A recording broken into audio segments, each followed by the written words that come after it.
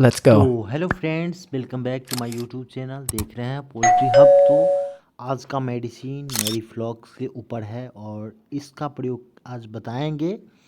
तो चलिए स्टार्ट करते हैं वीडियो को और समझने का प्रयास करते हैं। देखिए, आप जो मेडिसिन देख रहे होंगे इसका नाम है मैरी फ्लॉक्स।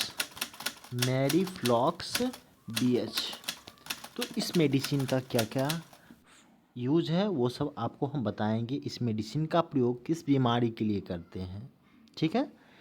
तो चलिए समझते हैं। सबसे पहले ये जो मेडिसिन है, इस मेडिसिन का प्रयोग मेडिफ्लॉक्स जो कि आप लोग देख रहे होंगे, इसका प्रयोग मुख्य रूप से जो है CRD, ठीक है ना, CRD यानी कि मुर्गी में जो सर्दी होता है इसके लिए करते हैं, ठीक है।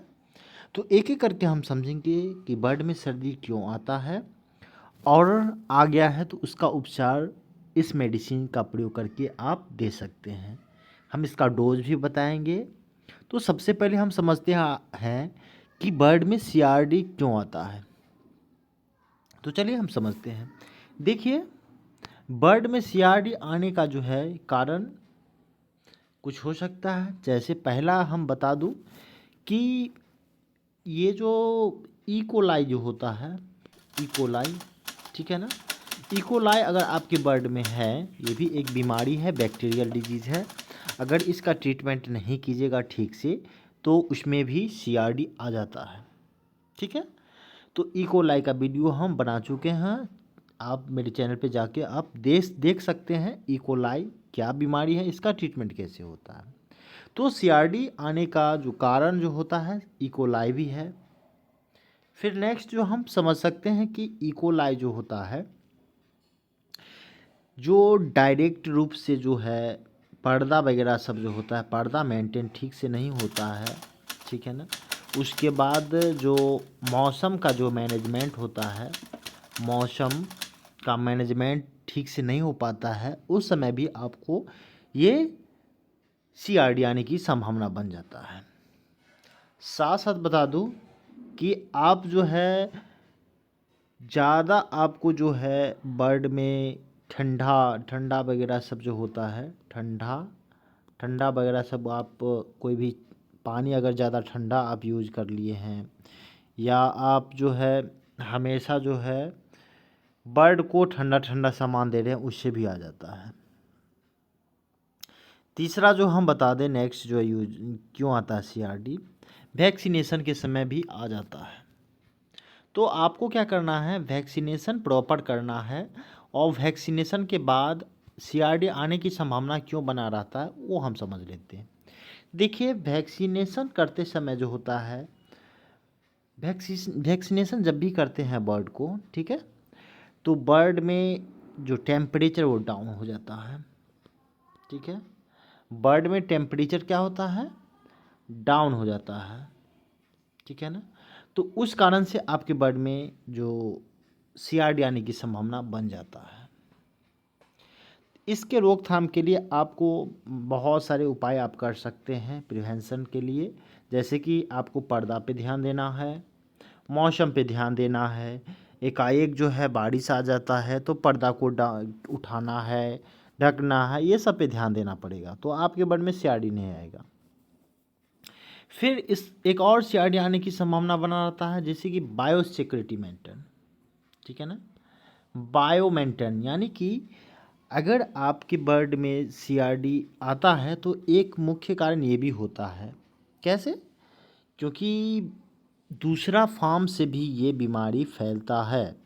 अगर किसी फार्म में CRD है दूसरे फार्म में, और वो उस फार्म में कोई व्यक्ति गया, फिर वो व्यक्ति उस फार्म में जाने के बाद जो होता है, वो CRD का जो बैक्टीरिया होता है वो पैर के माध्यम से जो है आ जाता है। तो इस कंडीशन में भी CRD आ जाएगा, दूसरे फार्म से आपको फार्म में आ सकता है। तो विशेषकर इस पे भी ध्यान दीजिएगा, ठीक है। तो बायोसिक्योरिटी मेंटेन आपको करना काफ़ी ज़्यादा है। आपको समय समय पे इसके लिए जो है स्प्रे करना पड़ता है, ठीक है, स्प्रे करना पड़ता है, क्योंकि जो भी बैक्टीरिया वगैरह सब है वो नहीं आए फार्म्स में।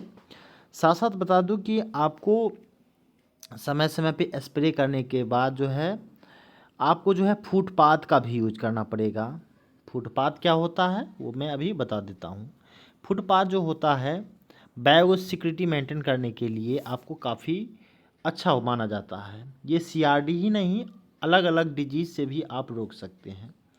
तो फुटपाथ जो होता है, फुटपाथ में क्या करना है, जैसे कि फार्म के बाहर जो है गेट होता है, उस पे ब्लीचिंग हो गया, चूना हो गया, उसके बाद केरोसिन ऑयल हो गया, वो सब मिक्स करके आप यूज कर सकते हैं। क्या होता है, फुटपाथ होता है गेट के बाहर होता है, जिसमें अगर दूसरा फार्म से कोई व्यक्ति आता है, ठीक है, तो उसमें पैर उसको डाल के आना पड़ता है। जिससे क्या होता है, बैक्टीरिया जो भी उसके पैर में दूसरे फार्म का रहता है वो मर जाता है, वो फार्म्स में नहीं इंटर कर पाता है। इससे आपको जो है विभिन्न प्रकार की बीमारियां से आप बच सकते हैं, जैसे सीआरडी हो गया, वायरल कोई भी डिजीज हो गया। ये सब क्या होता है, ट्रांसमिशन होता है। वायरल हो गया, सीआरडी हो गया, जो भी पोल्ट्री का डिजीज़, मैक्सिमम डिजीज़ जो है वो क्या होता है, ट्रांसमिशन होता है। ट्रांसमिशन कहने का मतलब है ये एक दूसरे से फैलता है।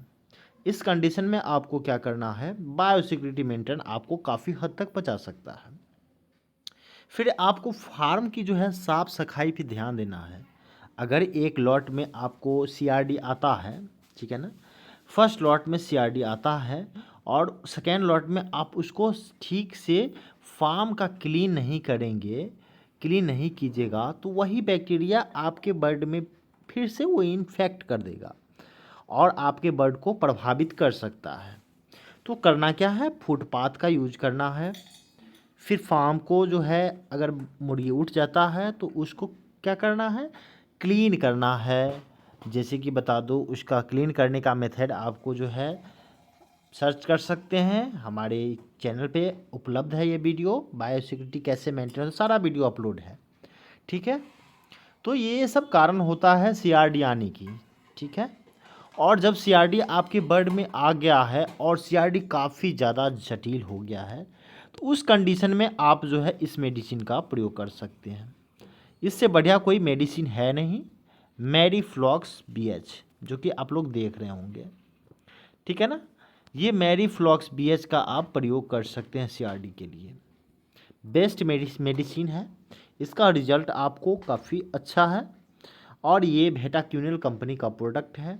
तो ये मैरीफ्लॉक्स बीएच का आप प्रयोग ज़रूर करें, निश्चित तौर पे आपको सीआरडी से राहत मिलेगा। अगर आप सीआरडी से बचना चाहते हैं तो पीछे जो भी बातें हमने बताया उस बातों पे अमल कीजिएगा, बिल्कुल आपके बर्ड में सीआरडी नहीं आएगा।